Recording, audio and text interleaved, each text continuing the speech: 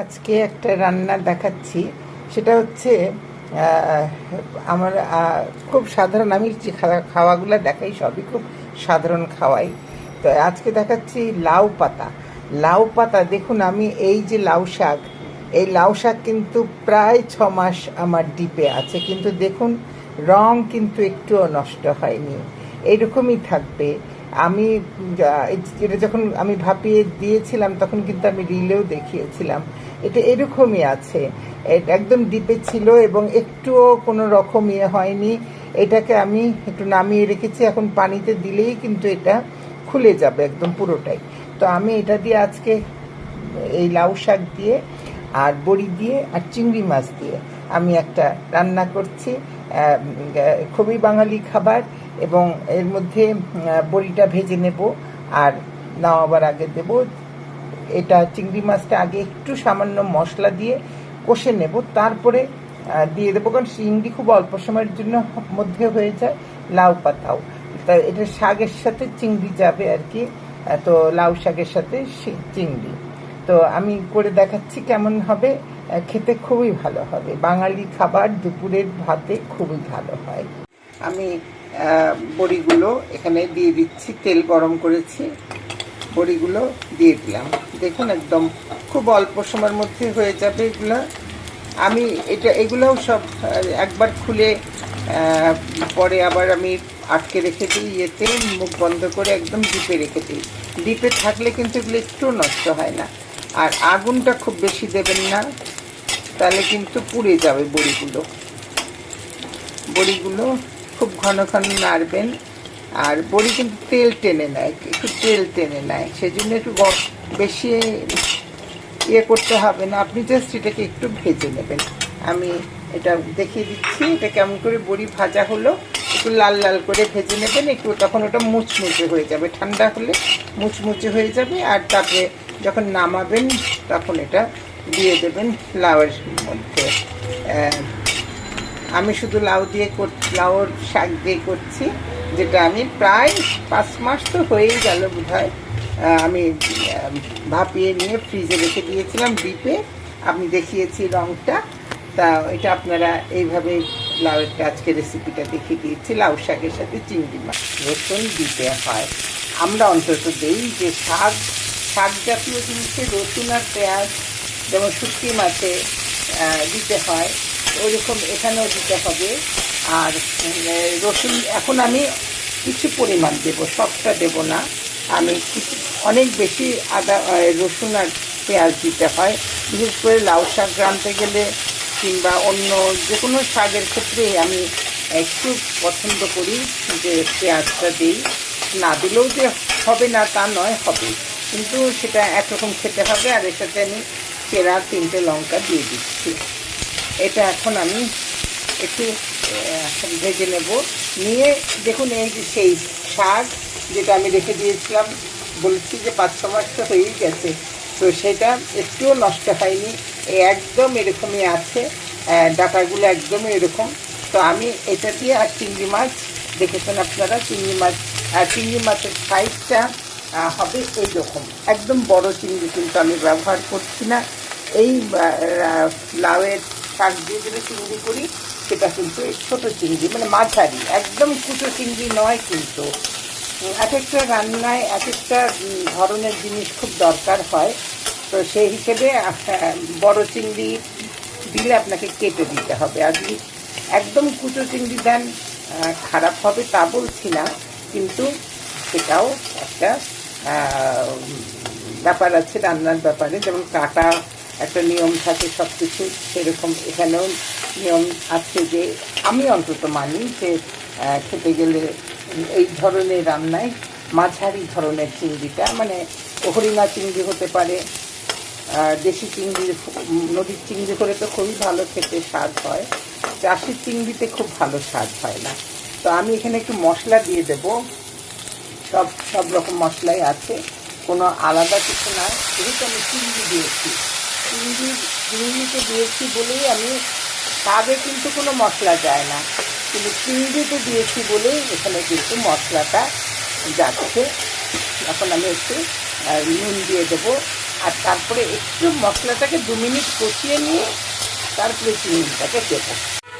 হ্যাঁ, দেখুন এখন কিন্তু আমি চিংড়ি দিয়ে কষিয়ে নিয়েছি, এটাকে মশলাটার মধ্যে চিংড়িটাকে দিয়ে দিয়েছি। যেহেতু আমিষটা সেটা আমিষ, তো সেই হিসেবে এটা চিংড়ি মাছ আছে, এই জন্য আমি দিয়েছি। কিন্তু এটা হয়ে এখন আমি এই কষিয়ে নিয়েছি একটু চিংড়িটাকে, আর এখন আমি সেই লাউ পাতা এর মধ্যে দিয়ে দেবো। এর মধ্যে লাউ শাক দিয়ে দিচ্ছি। আবারও বলছি যে এই লাউ শাকটা অনেক দিন আমি প্রিজার্ভ করতে হয় কীভাবে আমি দেখিয়েছি আমার রিলে, যদি আপনারা দেখেন তাহলে নিশ্চয়ই দেখেছেন যে এটা এইভাবে আমি প্রিজার্ভ করি, আমি এইভাবে সংরক্ষণ করি। আপনারা এখন একদম ওই রকমই আছে। আমি সবসময় চাই যে সাধারণ খাবার, অনেক মশলা না, সাধারণ বাঙালি খাবার দিতে চেষ্টা করি। হয়তো সবার বাড়িতেই এরকমই হয়, একটু 19-20 হয়, এই আর কিছু না। তো আমি এটাকে, আর চিংড়ি মাছটা সিদ্ধ হয়ে যায়, আমি আগেও বলেছি খুব অল্প অন্য রান্নাতে যে চিংড়ি মাছ খুব অল্পতে সিদ্ধ হয়ে যায়। আর আমার এই লাউ শাক তো ভাপানোই ছিল। এখন আমি একটুখানি এই 5 থেকে 7 মিনিট আমি একটু ঢেকে রাখবো।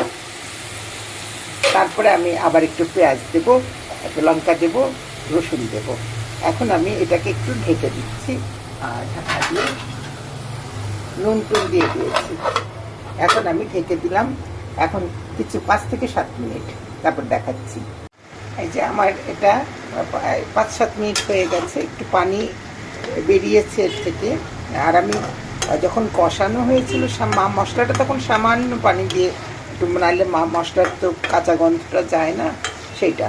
এখন আমি এর মধ্যে পেঁয়াজ, এখন আর রান্না কিন্তু একদম শেষের পর্যায়ে, আমি কাঁচা পেঁয়াজ দিয়ে দিচ্ছি, মরিচ দিয়ে দিচ্ছি বা লঙ্কা, এই লঙ্কাটা একটু পুরো বেশি হয়ে গেছে। আচ্ছা, এটা দিয়ে দিলাম। আর রসুন ছিল যেটা, রসুনটাও দিয়ে দিলাম। আমি আবারও বলছি যে লাউ শাকে রসুনটা খুব দরকার হয়।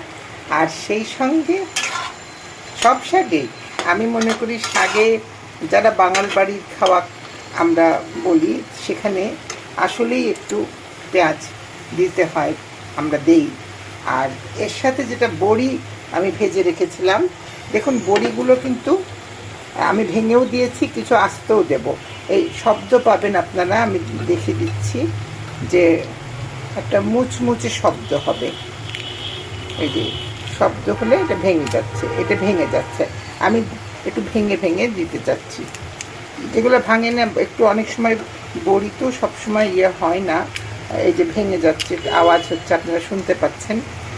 এই এটা মুচমুচে হয়ে যায়, এটা ভেঙে দিয়ে দেবেন, না দিলেও কিছু না, ওটা নিজেই সিদ্ধ হয়ে যাবে। আর একটু তো রাখবো আমি সেটা, তো যেগুলো ভাঙা যায় সেগুলো ভাঙা হলো, এই যে ভেঙে দিয়ে দিলাম।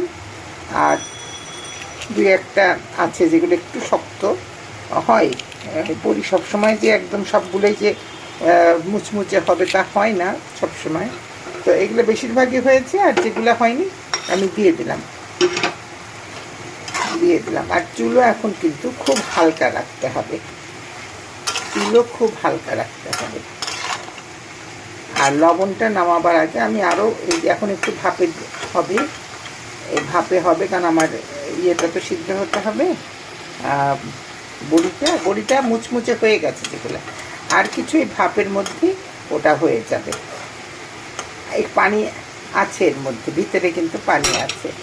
আপনারা এইভাবে করবেন, আমি আরেকটু পরে আবার দেখাচ্ছি। রান্না শেষ। এই দেখুন বড়িগুলো ভেঙে ভিতরে সিদ্ধ হয়ে গেছে, চিংড়ি মাছ তো আগেই সিদ্ধ হয়েছে। এখন একটু ভাজা ভাজা হলো, এটা একটু ভাজা ভাজা করে নিলে ভালো লাগবে খেতে। একদম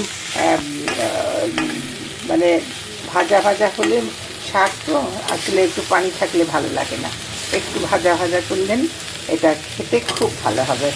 আর চিংড়ি মাছ দিয়ে, আসলে চিংড়ি দিয়ে লাউ খুব ভালো হয়। আর সেই সঙ্গে লাউ শাক, আরেকটা কথা বলে দিই লাউ শাক সম্পর্কে, যে লাউ শাক যখন বর্ষাকালের আসলে নয়, বর্ষাকালে কিন্তু লাউ শাকের মধ্যে পোকা হয়। তো এই জন্য যখন আমরা লাউ শাক বর্ষাকালে খেতে চাইবো, তখন কিন্তু খুব ভালো করে লাউয়ের পাতাগুলো খুব সূক্ষ্ম সূক্ষ্ম পোকা থাকে, ওই রঙের সাথে মিশে থাকে। তো সেই জন্য আপনারা যখন করবেন, এটা আমার যেহেতু আগে করা ছিল, লাউ শাকটা আগে আমার ফ্রিজে রাখা ছিল, সেটা দিয়ে করলাম। আমি সাধারণত ফাল্গুন মাসের মধ্যে তুলে রাখি, যাতে করে এটা পোকা টোকা না হয়। তো যাই হোক, তবু তো শাক বেছে নিতে হয়। তো আমার হয়ে গেল এটা লাউ শাক দিয়ে চিংড়ি মাছ সাথে বড়ি। চিংড়ি লাউ শাক দিয়ে আর সাথে বড়ি আছে। দেখুন, খেতে আসলেই খুব ভালো হবে। আপনারা এই সাইজের চিংড়িটা দিয়ে করবেন, এর থেকে বড় বা এর থেকে ছোট দিলে ভালো লাগবে না।